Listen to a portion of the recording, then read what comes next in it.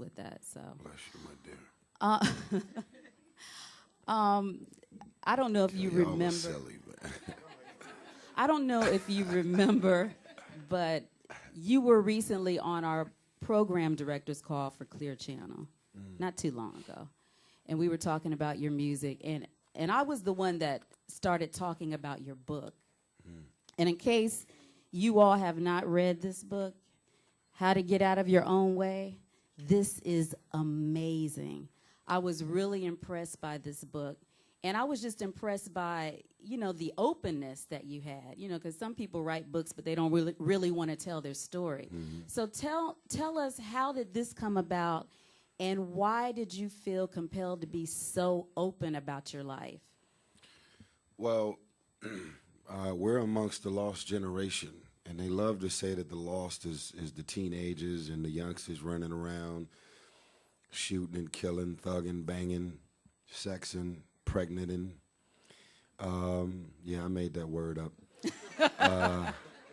But it's I just feel like I don't know what's been going on with me lately for these last couple of years, but I feel a certain responsibility to make people aware of things that they may not know.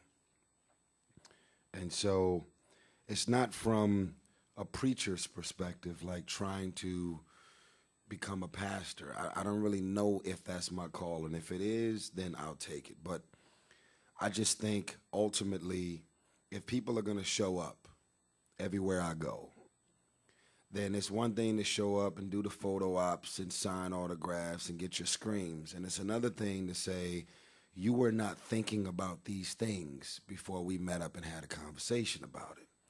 And if anybody else has said these exact things, just maybe it may not impact you as much as it would coming from me. So I feel a certain responsibility to put things on people's minds and have it to come from me. And so pertaining to that book, a lot of people are in their own way.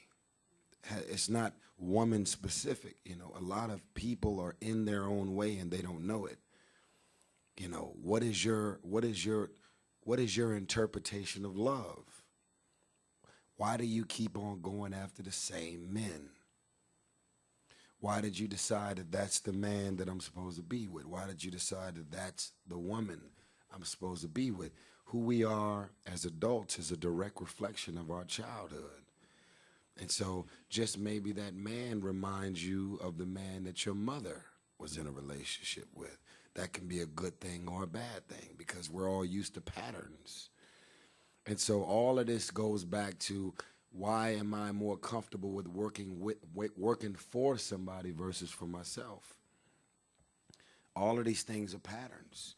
If your father's the CEO, he's in the real estate and he's used to having his own and creating his own, then you grow up in that environment.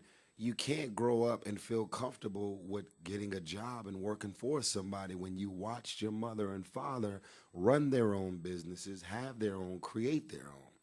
So you become a product of your environment. And so getting out of your own way goes back to just saying, okay, well, yes, I grew up in this environment. I was exposed to this. I'm used to this. But I want to get out of my own way and go and create my own destiny. I decided I want to do and be better than my mother and father. I don't represent the success of anybody in my family. There's nobody that was able to achieve this type of success in my family, because I decided I don't want that. I don't want anything to do with what y'all did. I'm cool. You still gonna be my mama, but I'm cool. That ain't for me. And so it takes somebody to recognize that they're an individual. I wasn't born a Siamese twin. My head is not connected to your head. My thoughts, little man, back there. You listening to what I'm saying back there? Just want to make sure. Just keep your focus, man. Don't go to sleep on me. No, he's the school president. He's doing well, straight A student. I just want to make sure All that he's right. listening to what I'm saying. So It's about recognizing that this is your individual path. This is who you are. My mind is not connected to your mind. I don't have to dress like you. I don't have to look like you. I don't have to wear my hair like you. I don't have to live my life according to your comfort zone. Why are you doing that? Why are you over there hanging? Come on over here with us, man. Why are you all over there doing all of these ways? The translation of that is, come be like us. Come think like us. Why are you over there thinking like that? Well, you know, I drive what I drive. I live the way I live because I decided that I don't want to be like nobody else. That's Well, it. all right. Can I get an amen? So I don't know what y'all was expecting today, but you should never put me in front of a mic and say you want to have a conversation. No, we See, we like we're this. gonna get into the No, we photos like and this. all of that. But you know, if y'all don't leave here with some new thoughts on your mind, I ain't doing my part. Right. And that's why I wanted to talk to you about the book. We know the movies, the music, but I just think you had something really deep to say. And I'm not going to lie, when I first picked up the book, I was like, Tyrese wrote a book? What does he have to say? And then when I started reading, I mean, you made me think of things that I never thought of before. Like my two biggest takeaways from that book was we are a product of what our childhood was. Absolutely. And if you think about that, that's so true. The second takeaway is when you were talking about you and your mom, I think you all were in a pool, and she was describing her mother, and you were thinking to yourself, you're describing you. And I had that same situation that happened with me and my mother. And that was so deep when I read it. You really read the book. Yes, didn't I you? really read the book. So love how this did one. how did you feel when that moment happened? I mean, I know how I felt. I was kind of like, do you realize you're talking about yourself? My God. How did you feel? Well, I don't want to give it all away, but just in case some of y'all decide to get the book or not, I'll just share this story. Basically, one night, because I'm not really close to my mother. Wish I was, but I'm not. 27 years of alcohol abuse. The version of my mother that I experienced because of the alcohol wasn't quite the mother that I was hoping for. Because, you know, drugs and alcohol abuse could bring other personalities and characteristics. So am I really supposed to love you as the version of my mama that showed up? You know, I don't really know who you are because you're drunk all the time. So it is what it is. It created the character and the man that I am because I experienced that. But because I'm not close to my mom, I don't get to see her as often because a lot of those same memories really mess me up. And I've been praying on it, you know, because you carry that around you. Doesn't matter what kind of money you make, that, you know, it's still in you and that feeling. So one night, reached out to my mom's, and we was in a jacuzzi at my boy's crib. Don't think that. It's not like that. Just in the jacuzzi. She was like, I don't like to swim. I don't like, you know, swimming pools because my mama tried to drown me when I was young. I was like, wow. She's like, yeah. I got pregnant with your sister when I was 16. And so my mama was ashamed of that because back in the day, having a pregnant teenager as a child is embarrassing. So she tried to drown me while I was pregnant with your sister. I was like, damn. So she's like, I don't like swimming pools because of that.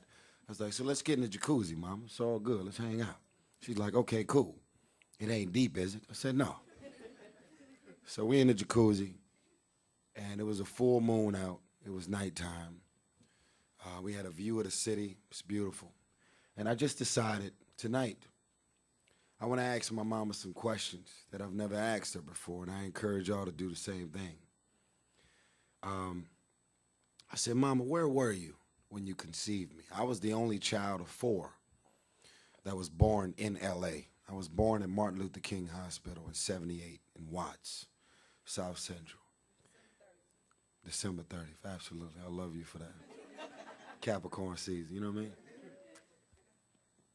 So I said to my mama, where did you conceive me? She said, she's like, me and your dad made you when I was in St. Louis, because all my brothers and sisters were born in St. Louis.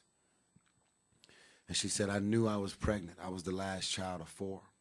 She said, I knew I was pregnant because I already had 3 kids before you. So I just knew when me and your dad made you that you was on the way. And she said, your daddy called himself trying to chase a music career. So he was like, let's move to L.A. My daddy sings, you know, he cool. But he was like, let's move to L.A. So he just uprooted and decided to move to L.A. Long story short, my mother's mother was an alcoholic, still is an alcoholic. Had all these boyfriends randomly living in the house. Mental, spiritual, emotional, dysfunctional abuse all across the board. Everything that I experienced when I was growing up in my house.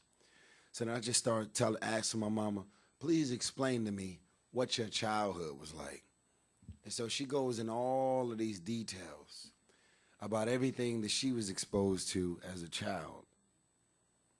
And then I'm listening to my mama explain all of this.